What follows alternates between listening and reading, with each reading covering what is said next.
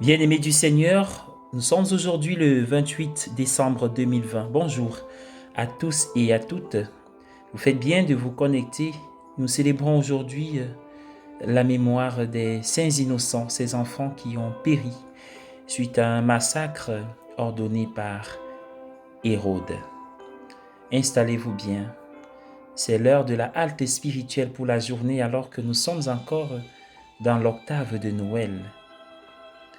L'évangile est un extrait de Matthieu au chapitre 2, versets 13 à 18. Dans la première lecture d'aujourd'hui, nous trouvons cette déclaration très frappante sur Dieu. Dieu est lumière. Il n'y a pas du tout de ténèbres en lui. Ailleurs, dans cette même lettre, l'auteur dit que Dieu est amour. On nous dit que Dieu est la lumière de l'amour. En Dieu, il n'y a aucune des ténèbres associées à l'absence de l'amour. Dieu a envoyé son Fils dans le monde pour révéler Dieu comme lumière, comme la lumière de l'amour. Noël, qui célèbre la naissance de Jésus, est en grande partie la fête de la lumière, la fête de la lumière de l'amour de Dieu tel qu'il s'exprime dans une vie humaine, la vie de Jésus. Il est tout à fait approprié qu'en cette fête de Noël, nous allumions des bougies et que nous placions des lumières sur les arbres, les sapins de Noël. Si la première lecture proclame que Dieu est lumière, la lecture de l'Évangile est pleine de ténèbres. Nous serions tentés de dire du roi Hérode le contraire de ce que l'on dit de Dieu. Hérode est ténèbres. Il n'y a pas de lumière en lui. Lorsqu'il s'est rendu compte que les mages n'étaient pas revenus lui dire où était né l'enfant roi des Juifs, il a réagi furieusement. Déterminé à tuer ce prétendant au trône, il ordonna que tous les enfants mâles jusqu'à l'âge de 2 ans soient tués à Bethléem et dans ses environs. Nous célébrons aujourd'hui la fête de ces saints innocents en tant que martyrs chrétiens.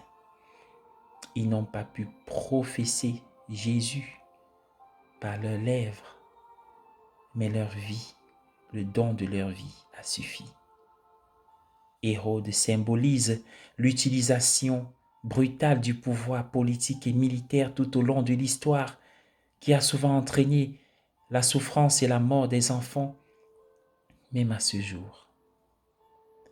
Jésus, la lumière de Dieu, est né dans un monde sombre, marqué par une violence brutale. C'est le monde dans lequel nous continuons à vivre. Pourtant, Dieu a fait briller une grande lumière dans ce monde par la naissance de Jésus. Et Dieu continue de faire briller une grande lumière dans notre monde sombre aujourd'hui par le Seigneur ressuscité vivant dans l'Église et dans nos vies individuelles. Jésus continue à nous dire, comme il a dit à ses premiers disciples, « Vous êtes la lumière du monde ». Le Seigneur travaille dans nos vies pour que la lumière de l'amour de Dieu continue à briller dans notre monde à travers nous. Nous sommes comme des torches par lesquelles la lumière de Dieu doit briller. Nous sommes tous appelés non seulement à allumer une bougie dans l'obscurité, mais aussi à être une lumière dans les ténèbres, à être la lumière de l'amour du Seigneur dans notre monde parfois sombre. Que les saints innocents chantent la gloire de Dieu au ciel, sur la terre, à travers nous.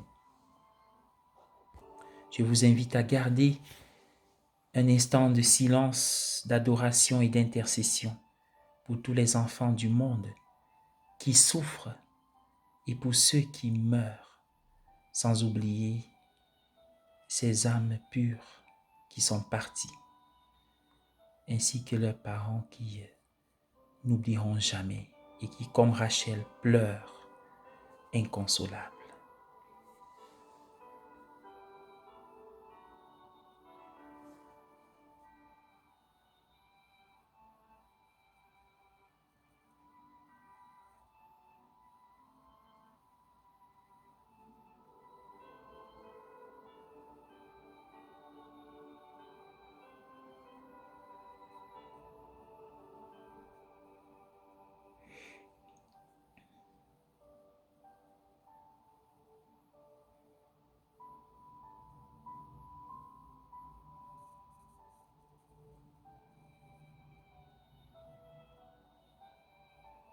Au nom du Père et du Fils et du Saint-Esprit. Amen.